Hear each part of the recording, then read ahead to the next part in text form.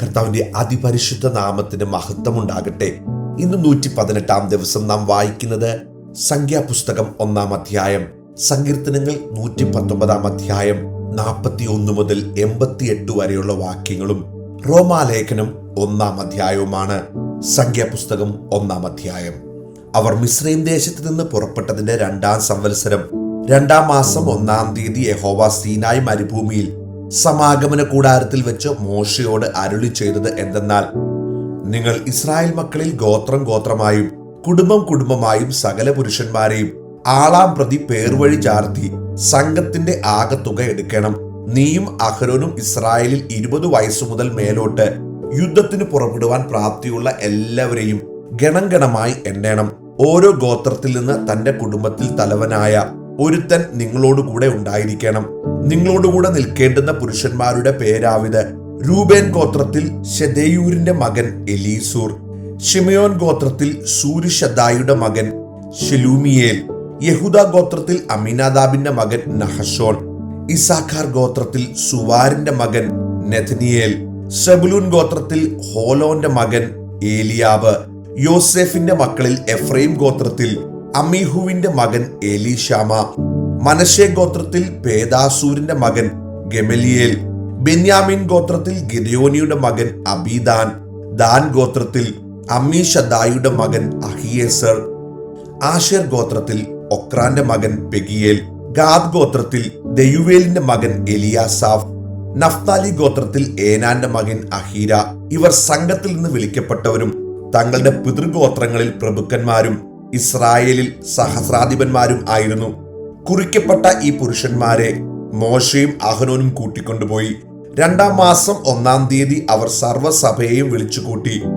അവർ ഗോത്രം ഗോത്രമായും കുടുംബം കുടുംബമായും ആളാം പ്രതി 20 വയസ്സു മുതൽ മേലോട്ട് പേരുപേരായി താങ്കളുടെ വംശവിവരം അറിയിച്ചു.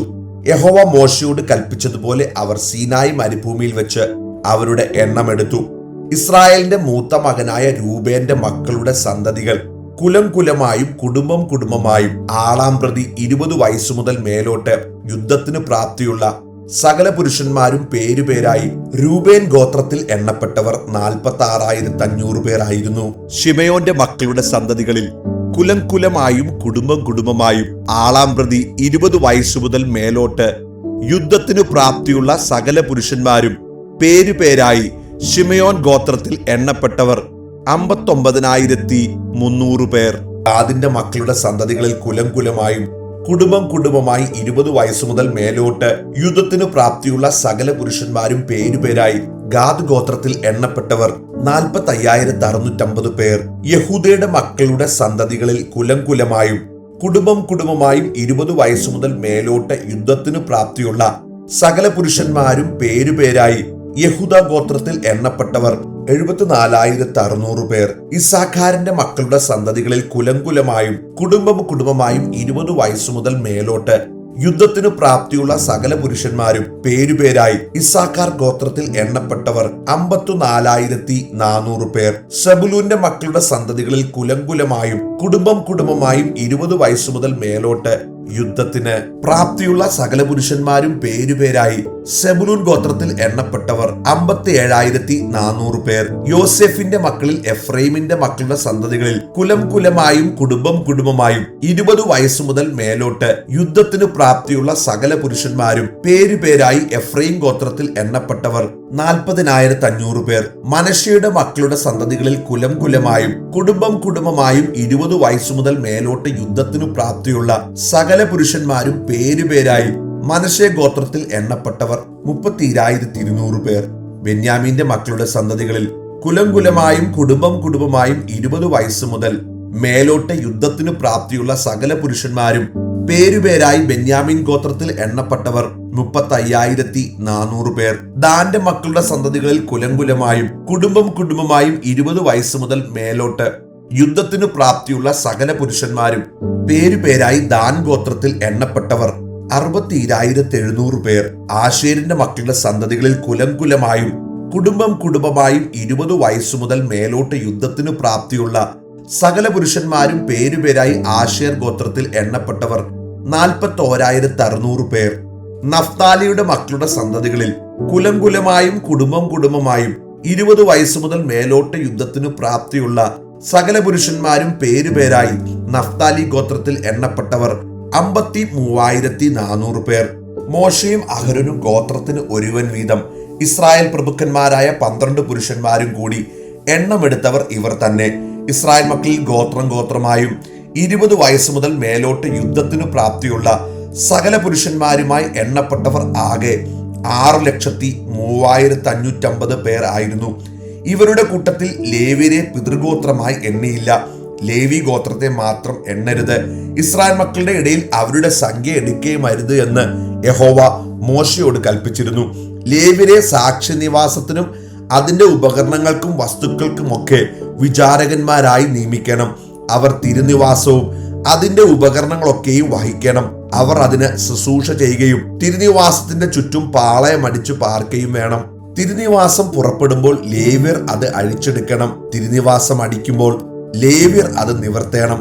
ഒരന്യൻ അടുത്തു വന്നാൽ മരണശിക്ഷ അനുഭവിക്കണം. ഇസ്രായേൽ മക്കൾ ഗണമായി ഓരോരുത്തൻ താന്താന്റെ പാളയത്തിലും ഓരോരുത്തൻ താന്താന്റെ കൊടിക്കരികയും ഇങ്ങനെ കൂടാരമടിക്കണം. എന്നാൽ ഇസ്രായേൽ മക്കളുടെ സംഘത്തിന്മേൽ ക്രോധം ഉണ്ടാകാതിരിക്കേണ്ടതിന് ലേവ്യർ സാക്ഷ്യനിവാസത്തിന് ചുറ്റും പാളയമിറങ്ങണം. ലേവ്യർ സാക്ഷ്യനിവാസത്തിന്റെ കാര്യം നോക്കണമെന്ന് യഹോവ മോശയോട് കൽപ്പിച്ചതുപോലെ എല്ലാം ഇസ്രായേൽ മക്കൾ ചെയ്തു. അതുപോലെ തന്നെ അവർ ചെയ്തു. 119 സങ്കീർത്തനം 41 മുതൽ 88 വരെയുള്ള വാക്യങ്ങൾ. യഹോവേ, നിന്റെ വചനപ്രകാരം നിന്റെ ദയയും നിന്റെ രക്ഷയും എങ്കിലേക്ക് വരുമാറാകട്ടെ. ഞാൻ നിന്റെ വചനത്തിൽ ആശ്രയിക്കുന്നത് കൊണ്ട് എന്നെ നിന്ദിക്കുന്നവനോട് ഉത്തരം പറവാൻ ഞാൻ പ്രാപ്തനാകും. ഞാൻ നിന്റെ വിധികൾക്കായി കാത്തിരിക്കിയാൽ സത്യത്തിന്റെ വചനം എന്റെ വായിൽ നിന്ന് നീക്കിക്കളയരുതേ. അങ്ങനെ ഞാൻ നിന്റെ ന്യായപ്രമാണം ഇടവിടാതെ എന്നേക്കും പ്രമാണിക്കും. നിന്റെ പ്രമാണങ്ങളെ ആരായുന്നതുകൊണ്ട് ഞാൻ വിശാലതയിൽ നടക്കും. ഞാൻ ലജ്ജിക്കാതെ രാജാക്കന്മാരുടെ മുമ്പിലും നിന്റെ സാക്ഷ്യങ്ങളെ കുറിച്ച് സംസാരിക്കും. ഞാൻ നിന്റെ കൽപ്പനകളിൽ പ്രമോദിക്കുന്നു. അവ എനിക്ക് പ്രിയമായിരിക്കുന്നു. എനിക്ക് പ്രിയമായിരിക്കുന്ന നിന്റെ കൽപ്പനകളിലേക്ക് ഞാൻ കൈകളെ ഉയർത്തുന്നു. നിന്റെ ചട്ടങ്ങളെ ഞാൻ ധ്യാനിക്കുന്നു. നീ എന്നെ പ്രത്യാശിക്കുമാറാക്കിയത് കൊണ്ട് അടിയനുള്ള വചനത്തെ ഓർക്കണമേ. നിന്റെ വചനം എന്നെ ജീവിപ്പിച്ചിരിക്കുന്നത് എന്റെ കഷ്ടതയിൽ എനിക്ക് ആശ്വാസമാകുന്നു. അഹങ്കാരികൾ എന്നെ അത്യന്തം പരിഹസിച്ചു. ഞാനോ നിന്റെ ന്യായപ്രമാണത്തെ വിട്ടുമാറിയിട്ടില്ല. യഹോവേ, പണ്ടേയുള്ള നിന്റെ വിധികളെ ഓർത്ത് ഞാൻ എന്നെ തന്നെ ആശ്വസിപ്പിക്കുന്നു.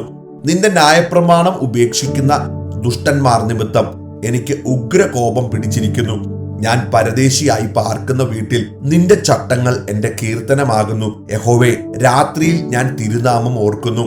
നിന്റെ ന്യായപ്രമാണം ഞാൻ ആചരിക്കുന്നു. ഞാൻ നിന്റെ പ്രമാണങ്ങളെ അനുസരിക്കുന്നത് എനിക്ക് വിഹിതമായിരിക്കുന്നു. യഹോവേ, നീ എന്റെ ഓഹരിയാകുന്നു.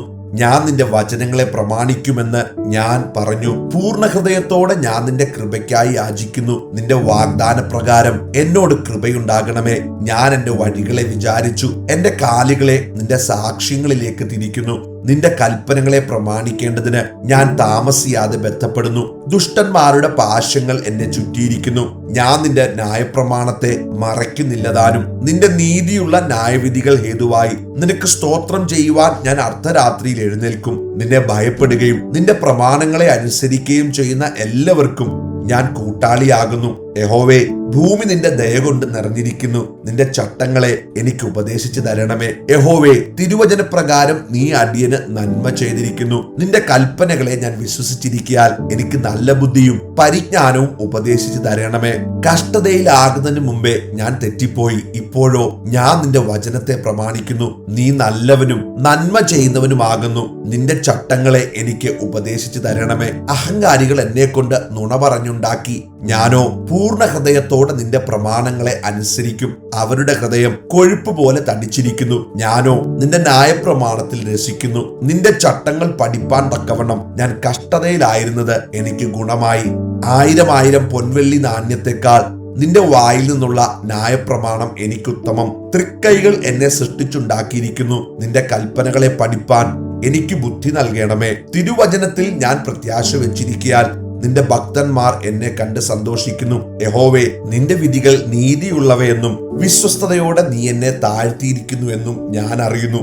അടിയനോടുള്ള നിന്റെ വാഗ്ദാന പ്രകാരം നിന്റെ ദയ എന്റെ ആശ്വാസത്തിനായി ഭവിക്കുമാറാകട്ടെ. ഞാൻ ജീവിച്ചിരിക്കേണ്ടതിന് നിന്റെ കരുണ എനിക്ക് വരുമാറാകട്ടെ. നിന്റെ ന്യായപ്രമാണത്തിൽ ഞാൻ രസിക്കുന്നു. അഹങ്കാരികൾ എന്നെ വെറുതെ മറച്ചിട്ടിരിക്കാൻ ലജ്ജിച്ചു പോകട്ടെ.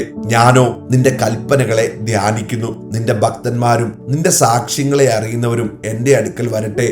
ഞാൻ ലജ്ജിച്ചു പോകാതിരിക്കേണ്ടതിന് എന്റെ ഹൃദയം നിന്റെ ചട്ടങ്ങളിൽ നിഷ്കളങ്കമായിരിക്കട്ടെ. ഞാൻ നിന്റെ രക്ഷയെ കാത്ത് മൂർച്ഛിക്കുന്നു. നിന്റെ വാഗ്ദാനം ഞാൻ പ്രതീക്ഷിച്ചു കൊണ്ടിരിക്കുന്നു. എപ്പോൾ നീ എന്നെ ആശ്വസിപ്പിക്കുമെന്ന് വെച്ച് എന്റെ കണ്ണ് നിന്റെ വാഗ്ദാനം കാത്ത് ക്ഷീണിക്കുന്നു. പുകയത്തു വെച്ച തുരുത്തി പോലെ ഞാൻ ആകുന്നു, എങ്കിലും നിന്റെ ചട്ടങ്ങളെ മറക്കുന്നില്ല. അടിയന്റെ ജീവകാലം എന്തുള്ളൂ? എന്നെ ഉപദ്രവിക്കുന്നവരോട് നീ എപ്പോൾ ന്യായവിധി നടത്തും? നിന്റെ ന്യായപ്രമാണത്തെ അനുസരിക്കാത്ത അഹങ്കാരികൾ എനിക്കായി കുഴി കുഴിച്ചിരിക്കുന്നു. നിന്റെ കൽപ്പനകളെല്ലാം വിശ്വാസ്യമാകുന്നു. അവർ എന്നെ വെറുതെ ഉപദ്രവിക്കുന്നു. എന്നെ സഹായിക്കണമേ. അവർ ഭൂമിയിൽ എന്നെ മിക്കവാറും മുടിച്ചിരിക്കുന്നു. നിന്റെ പ്രമാണങ്ങളെ ഞാൻ ഉപേക്ഷിച്ചില്ലതാനും. നിന്റെ ദയയ്ക്ക് തക്കവണ്ണം എന്നെ ജീവിപ്പിക്കണമേ. ഞാൻ നിന്റെ വായിൽ നിന്നുള്ള സാക്ഷ്യങ്ങളെ പ്രമാണിക്കും. റോമാലേഖനം 1-ാം അധ്യായം. ദൈവം തന്റെ പുത്രനും നമ്മുടെ കർത്താവുമായ യേശുക്രിസ്തുവിനെ കുറിച്ച് വിശുദ്ധ രേഖകളിൽ തന്റെ പ്രവാചകന്മാർ മുഖാന്തരം മുമ്പ് കൂട്ടി വാഗ്ദത്തം ചെയ്ത സുവിശേഷത്തിനായി വേർതിരിച്ചു വിളിക്കപ്പെട്ട അപ്പോസ്തോലനും യേശുക്രിസ്തുവിന്റെ ദാസനുമായ പൗലോസ്, റോമയിൽ ദൈവത്തിന് പ്രിയരും വിളിക്കപ്പെട്ട വിശുദ്ധന്മാരായ എല്ലാവർക്കും എഴുതുന്നത്, നമ്മുടെ പിതാവായ ദൈവത്തിങ്കൽ നിന്നും കർത്താവായ യേശുക്രിസ്തുവിൽ നിന്നും നിങ്ങൾക്ക് കൃപയും സമാധാനവും ഉണ്ടാകട്ടെ. ജഡം സംബന്ധിച്ച് ദാവീദിന്റെ സന്തതിയിൽ നിന്ന് ജനിക്കുകയും മരിച്ചിട്ട് ഉയർത്തെഴുന്നേൽക്കിയാൽ വിശുദ്ധിയുടെ ആത്മാവ് സംബന്ധിച്ച് ദൈവപുത്രനെന്ന് ശക്തിയോടെ നിർണയിക്കപ്പെടുകയും ചെയ്തിരിക്കുന്നവനാലല്ലോ ഞങ്ങൾ അവന്റെ നാമത്തിനായി സകല ജാതികളുടെയും ഇടയിൽ വിശ്വാസത്തിന് അനുസരണം വരുത്തേണ്ടതിന് കൃപയും അപ്പോസ്തോലത്വവും പ്രാപിച്ചത്. അവരിൽ യേശുക്രിസ്തുവിനായി വിളിക്കപ്പെട്ട നിങ്ങളും ഉൾപ്പെട്ടിരിക്കുന്നു. നിങ്ങളുടെ വിശ്വാസം സർവ്വലോകത്തിലും പ്രസിദ്ധമായിരിക്കുന്നതിനാൽ ഞാൻ ആദ്യം തന്നെ എന്റെ ദൈവത്തിന് യേശുക്രിസ്തു മുഖാന്തരം നിങ്ങൾക്ക് എല്ലാവർക്കും വേണ്ടി സ്തോത്രം ചെയ്യുന്നു. ഞാൻ ഇടവിടാതെ നിങ്ങളെ ഓർത്തുകൊണ്ട് ദൈവ ഇഷ്ടത്താൽ എപ്പോഴെങ്കിലും നിങ്ങളുടെ അടുക്കൽ വരുവാൻ സാധിക്കേണ്ടതിന് എന്റെ പ്രാർത്ഥനയിൽ എപ്പോഴും യാചിക്കുന്നു എന്നുള്ളതിന് അവന്റെ പുത്രനെ കുറിച്ചുള്ള സുവിശേഷ ഘോഷണത്തിൽ ഞാൻ എന്റെ ആത്മാവിൽ ആരാധിക്കുന്ന ദൈവം എനിക്ക് സാക്ഷി. നിങ്ങളുടെ സ്ഥിരീകരണത്തിനായി ആത്മീക വരം വല്ലതും നിങ്ങൾക്ക് നൽകേണ്ടതിന്, അതായത് നിങ്ങൾക്കും എനിക്കും ഒത്തൊരുമിച്ചുള്ള വിശ്വാസത്താൽ നിങ്ങളോടുകൂടെ എനിക്കും ആശ്വാസം ലഭിക്കേണ്ടതിന് ഞാൻ നിങ്ങളെ കാണുവാൻ വാഞ്ചിക്കുന്നു. എന്നാൽ സഹോദരന്മാരെ, എനിക്ക് ശേഷം ജാതികളിൽ എന്ന പോലെ നിങ്ങളിലും വല്ല ഫലവും ഉണ്ടാകേണ്ടതിന് നിങ്ങളുടെ അടുക്കൽ വരുവാൻ പലപ്പോഴും ഭാവിച്ചുവെങ്കിലും ഇതുവരെ മുടക്കം വന്നു എന്ന് നിങ്ങൾ അറിയാതിരിക്കരുത് എന്ന് ഞാൻ ആഗ്രഹിക്കുന്നു.